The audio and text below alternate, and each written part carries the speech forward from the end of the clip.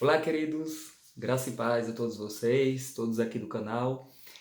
Pessoal, eu estou aqui para falar sobre a seguinte verdade, né? Eu quero estar respondendo a falácias de um pós-tribulacionista. Então, você que é novo aqui no canal, eu geralmente trago temas da área da escatologia.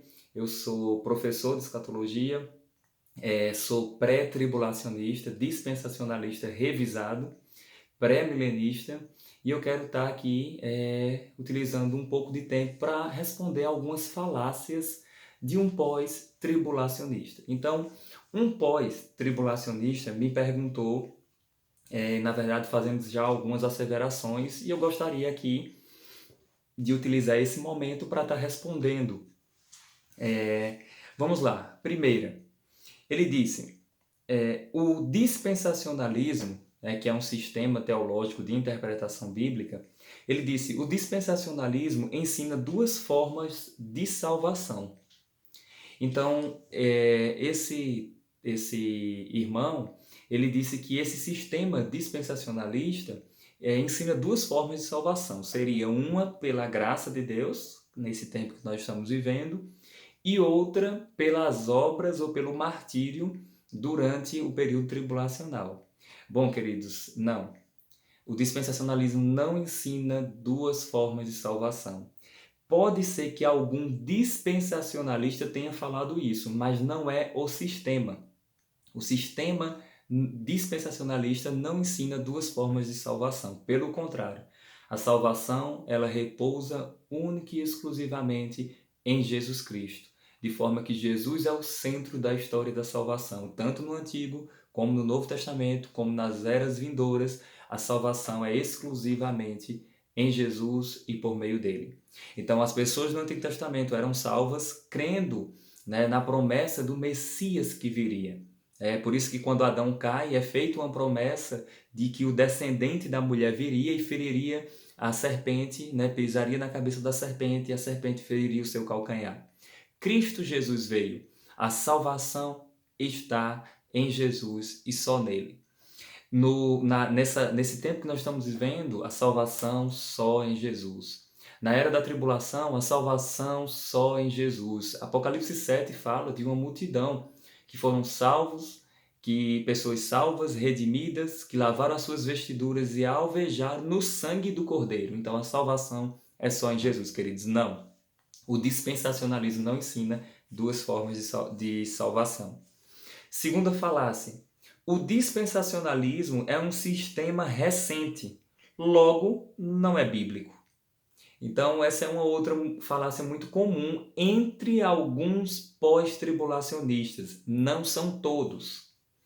Então, alguns asseveram que o dispensacionalismo, né, por ser um sistema recente, isso quer dizer que ele é um sistema que não é bíblico.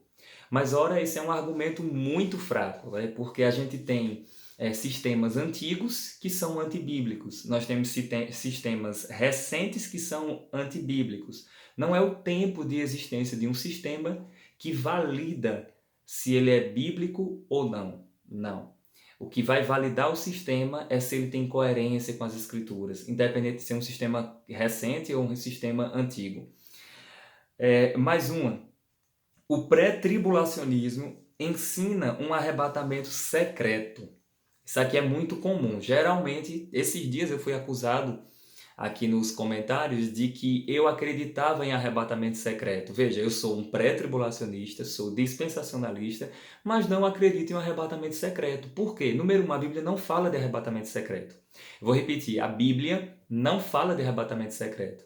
A Bíblia mostra, pelo contrário, a Bíblia fala sobre som no arrebatamento. Olha, 1 Tessalonicenses capítulo 4, verso 16 e 17, lá fala que o mesmo Senhor, dada a sua palavra de ordem, número 1, palavra de ordem, eu gosto da versão que diz brado do Senhor, né? Número 2, a voz do arcanjo, número 3, ressoar da trombeta de Deus. Descerá dos céus, e os mortos em Cristo ressuscitarão primeiro, e nós seremos arrebatados para o encontro do Senhor nos ares.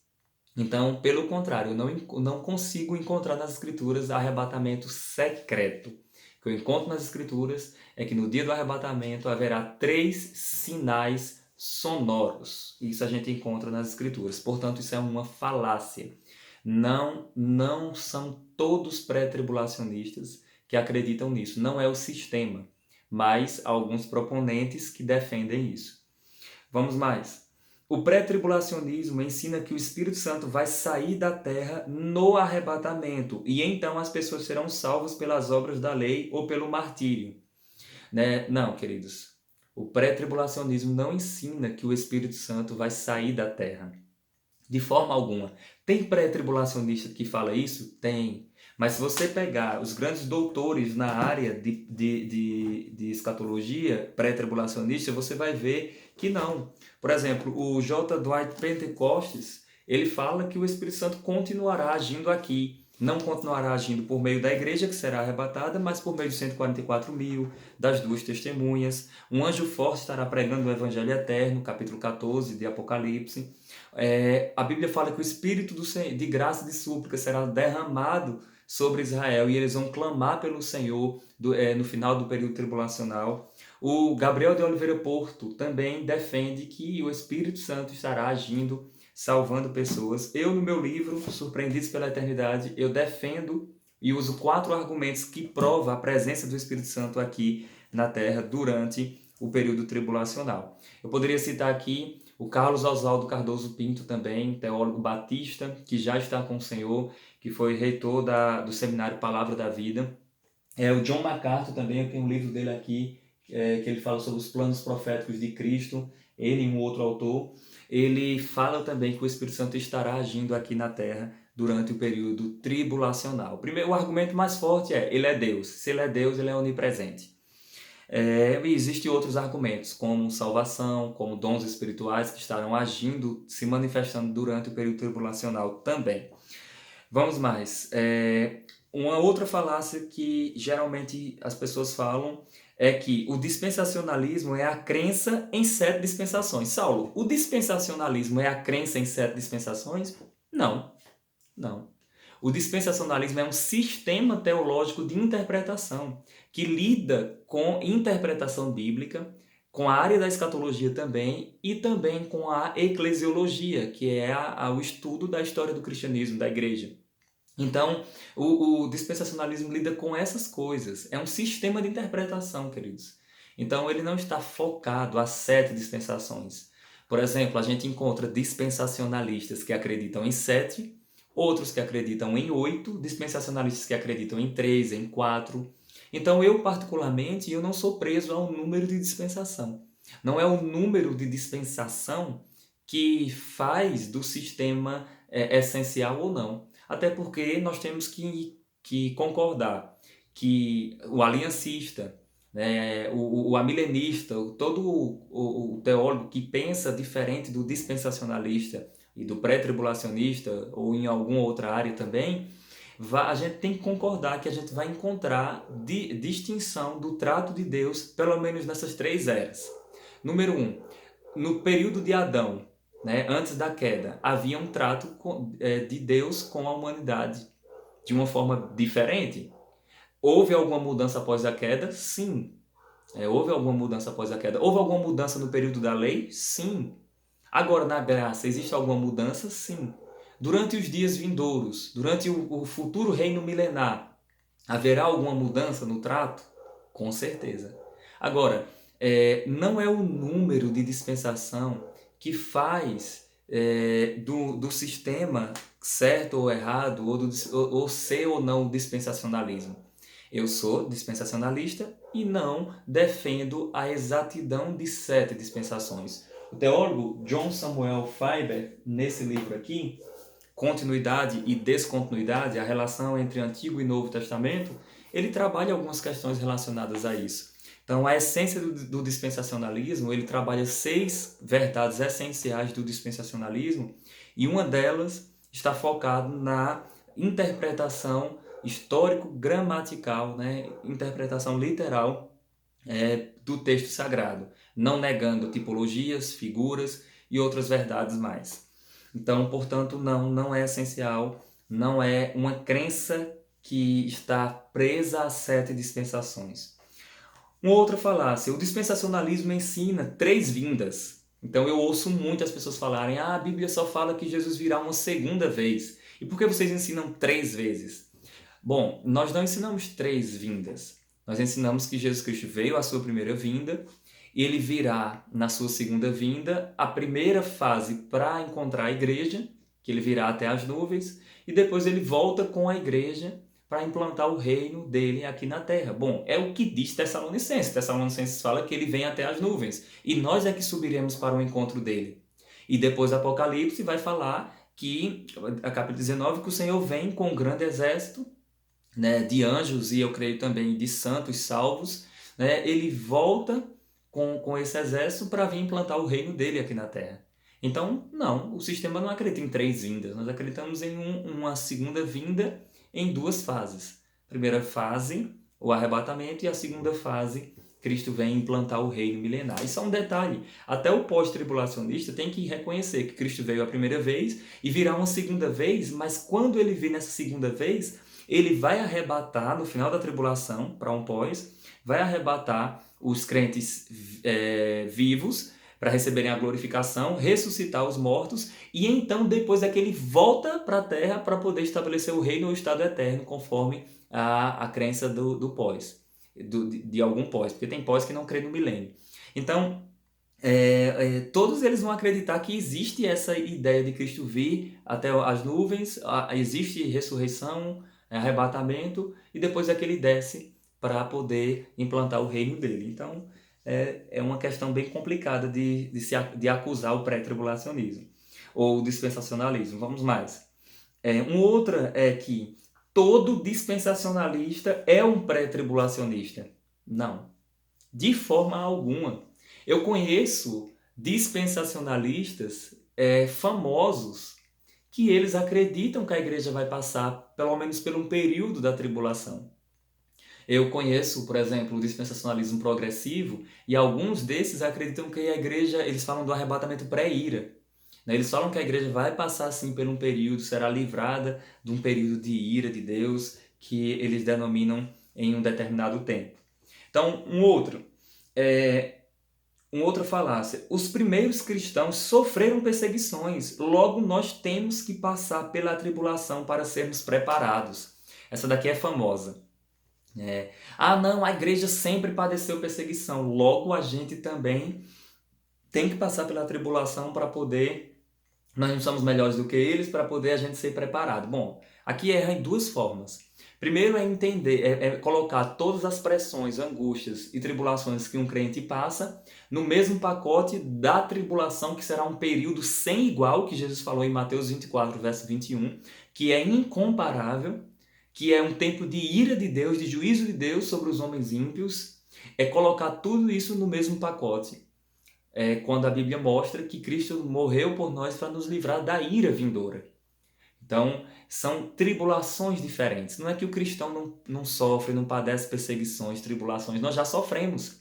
Mas se fosse assim, eu tinha que acreditar em uma tribulação de mais de 2000 anos. Desde que a igreja existe, há perseguição para os cristãos. Os profetas do Antigo Testamento eram perseguidos. A galeria dos heróis da fé, em Hebreus 11, fala que pessoas foram cerradas ao meio, foram dadas aos leões, pessoas sofreram muito.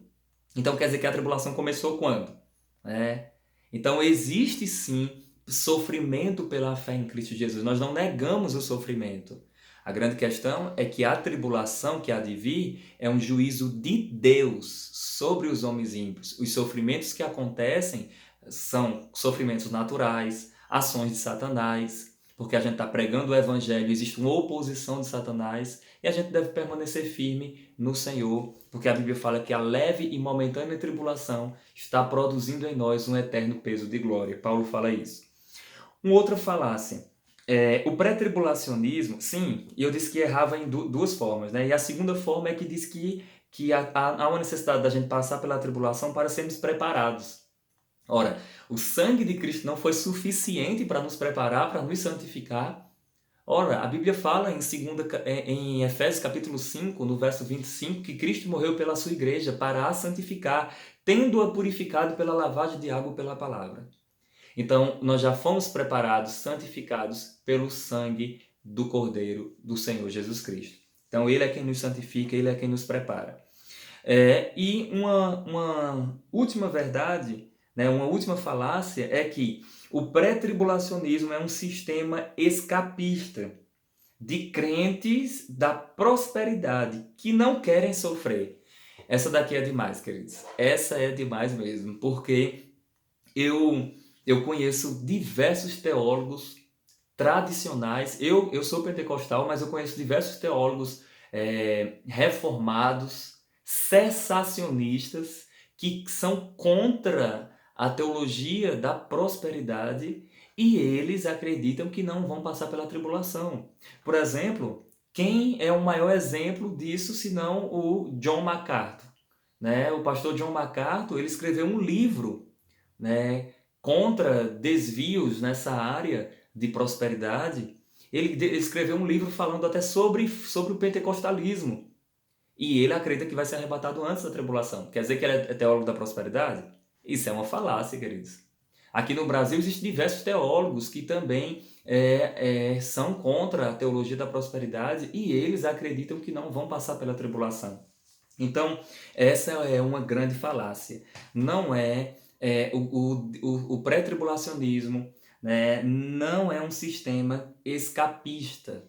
Nós não estamos querendo nos livrar do sofrimento, até porque já sofremos. Nós estamos querendo concordar com as Escrituras que Cristo morreu por nós e nos livra da ira dele, da ira do Cordeiro, da ira de Deus o Pai. Então, não é que eu não quero sofrer, não é que eu não quero passar por sofrimento. Não, nós já sofremos. Mas é porque Cristo morreu para nos livrar desse período de ira que há de vir sobre o mundo todo. Porém, a Igreja de Cristo, os comprados e redimidos pelo sangue do Cordeiro, não serão pegos por esse dia de ira que há de vir, que é o que 1 Tessalonicenses capítulo 5 vai falar, né? Que o Senhor não nos destinou para a ira, mas para alcançarmos a salvação mediante o sacrifício, mediante o nosso Senhor Jesus Cristo. Então, por fim, eu quero passar aqui, queridos, uma dica para vocês. Não se pode atribuir ao sistema o que um proponente fala.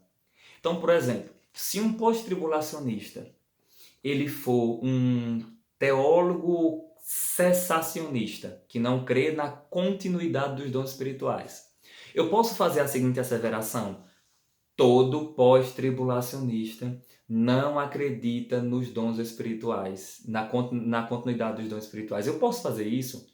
Eu estaria sendo respeitoso? Eu estaria sendo honesto com isso? Não, não estaria.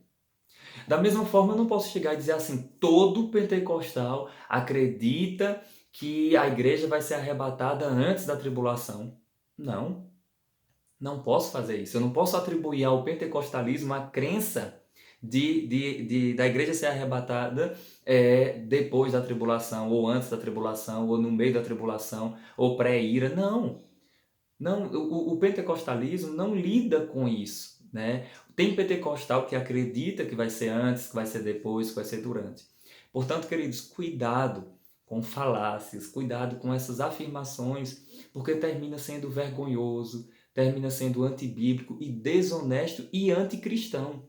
Porque o crente, ele deve falar a verdade da palavra em amor. Então, eu vou fazer um outro vídeo aqui depois de falar, eu sou pré-tribulacionista, mas eu vou fazer um vídeo aqui depois de falácias de um pré-tribulacionista. Então eu já juntei várias falácias de alguns pré-tribulacionistas e eu quero aqui depois falar com vocês para a gente estar ensinando a palavra do Senhor corretamente, para que não sejamos enganados e para que a gente também não possa cometer essas coisas. Ok, queridos? Então que Deus abençoe vocês e até mais.